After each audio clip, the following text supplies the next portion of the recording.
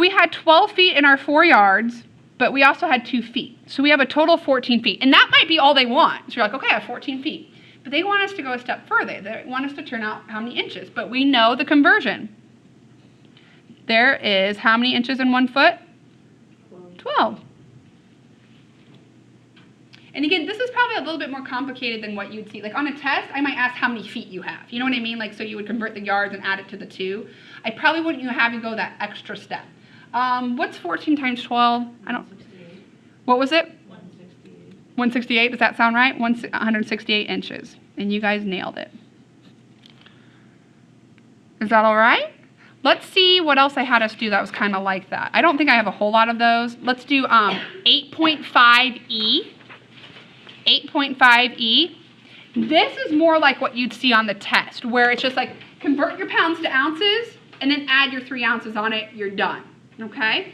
So we want to know how many total ounces we have. Do you guys agree? We know for sure we have 3 ounces. And then we have a bunch of ounces hidden in the 16 pounds. So what do we need to do to our 16 pounds? We need to convert him to what? Ounces, right? So we'll do 16 pounds. Pounds will be on bottom, ounces will be on top. And what's your conversion factor? 16 ounces to 1 pound. What's 16 times 16? Throw it in your calculator. What do you get? 256 ounces. But is that my final answer? No, because I can't forget that that's just the pounds. I still got to do what? Add that 3 back on, right? So that will be plus 3. Will be 259 ounces. Does that look right?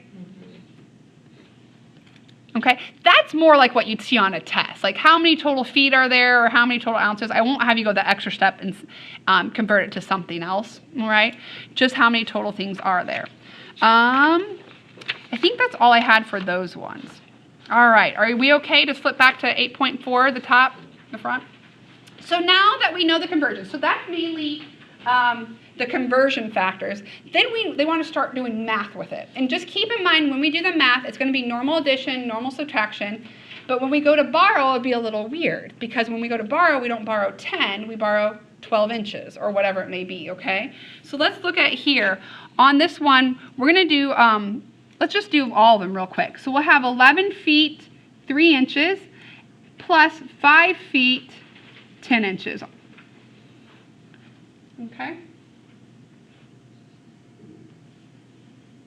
So line up your feet, line up your inches. All right, how many total inches do you guys get when you add them? 6, well, that's feet. How many inches do you get? 13 inches. And how many feet? 16 feet. And you go put that in my math lab and they're going to go, Why? We kind of did this with our addition and subtraction of fractions. We have an overfill. Remember when we had an improper fraction, we had to move a whole over? It's the same idea here. What happened when we went over 12 inches? What? You added a foot, right? So the second this goes over 12 inches, you're like, oh, well, really, that's another foot, right? This is 1 foot plus 1 inch. Do you guys all see that? That's 1 inch over 1 foot. So this is overfill. Overfill. All right? That is 1 foot and 1 inch. Does everybody see where that came from? How do we know that? You knew it really easy, Christy. How do you know that? 12 inches in a foot. 12 inches in a foot. And how many inches do we have? 13. So we have 1 foot and an excess of 1 inch. All right? So really, how many feet do we have? 17 feet and 1 inch. Do you guys see that? So we can combine those guys to get 17 feet and 1 inch.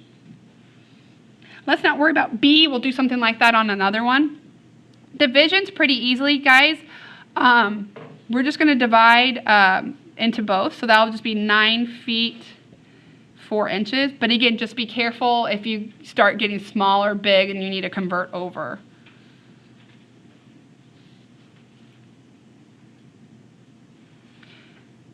D, I'm not going to worry about because it's exactly like A. Let's read it real quick, though. It says, a garden is 7 foot, 11 inches long by 8 foot, 7 inches wide. What's the total length of fencing needed? It's asking for perimeter. So what we would do is we'd add 7 feet, 11 inches, 7 feet, 11 inches, 8 feet, 7 inches, 8 feet, 7 inches. You want to do that one? Yay, nay? I know we're kind of dead at this point, right? Let me go see another one that's kind of like these where you have to like borrow. Yeah, let's look at the back 5A. Okay? The back is 5A. In order to add things, you have to have the same unit, right? But what do you notice about this? This is centimeters, this is meters. So what we have to do is we have to convert one to the other. And My Math Lab will tell you. They will say, give me the answer in meters, which means leave him alone and convert him. Or they'll say, give me the answer in centimeters, which means leave him alone and convert him. Either way, okay? So let's do the answer in centimeters. So this is on the back of page 1. The back of page 1, 5A. So we're going to give the answer in centimeters, which means we need to convert him. So 11.9 meters is really how many centimeters? 11.9 meters is really how many centimeters? What do we need to multiply by?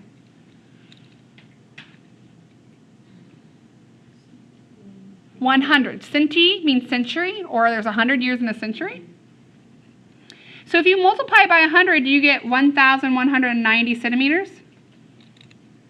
I'm doing that in my head, so does that look okay? Okay. Is that my answer? No, because who do I still need to add on to that? The 26, right? We already converted him. He's here. But we still need to add on the 26 centimeters. And what do you get? Can I do this one in my head? That's a... 1,260. Whew, I did it. I did it different. Did you convert your centimeters to meters? That's why I said you have to pay attention to how they ask. I wanted my answer in centimeters. But so what you could do is you can convert it to meters and get how many meters you have, and then at the end convert it back to centimeters if you wanted. Does that make sense? Yeah. Michaela, just pay attention to how My Math Lab wants your answer, though, okay? Because you can go either direction, for sure, to add them. So you probably got 12.16 meters.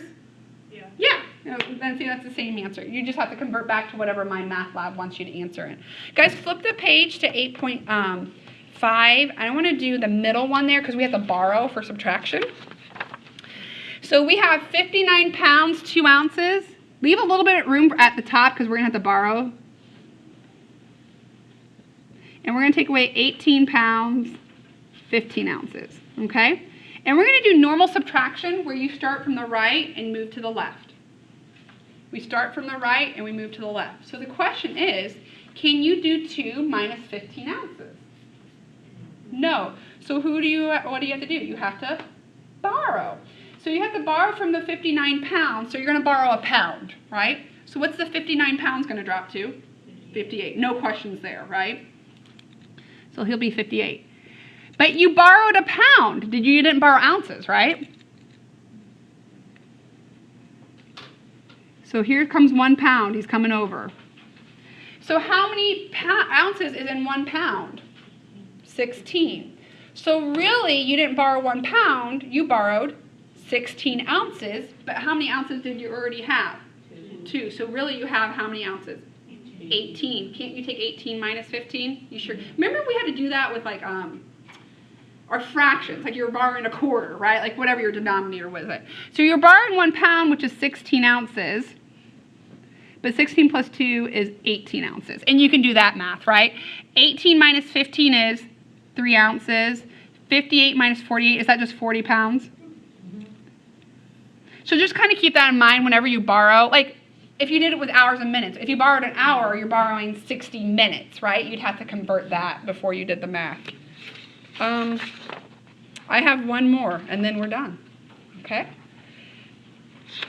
On the back, no, I lied, but that's okay. I thought we were farther. All right, so then let's look on that one. What are we doing? We're doing 8.5. I have this one where, again, it's subtraction, but pay attention to how they want you to do it. So they want their answer in milligrams. Sorry, it's the middle page just on the back. So I don't know. Can this be any more confusing? It's 8.5, but just flip it over. And we're doing B. They want the answer in milligrams, so guess what we have to do to grams first? Convert it. So 5 grams needs to be converted to milligrams. Did everybody find it? Sorry, you're like flipping everywhere. 5 grams has to be converted to milligrams. So how many milligrams are in 1 gram? 1,000. And guys, this is the hard part because once you convert them, then it's just normal subtraction. So what does that give us? 5,000 milligrams? So now can't you subtract 1301? You see that? No, you're fine. So we have to convert him first to get him in the same unit. But now we can just do the subtraction. Throw that in your calculator. What's 5,000 minus 1301? 36.91. Thank you so much. And again, just pay attention to how they want it. So what if they said, I want my answer in grams? What would you have done? You would have converted the milligrams to grams and done 5 minus 1.3, and you would have gotten 3.699 grams. Is that good?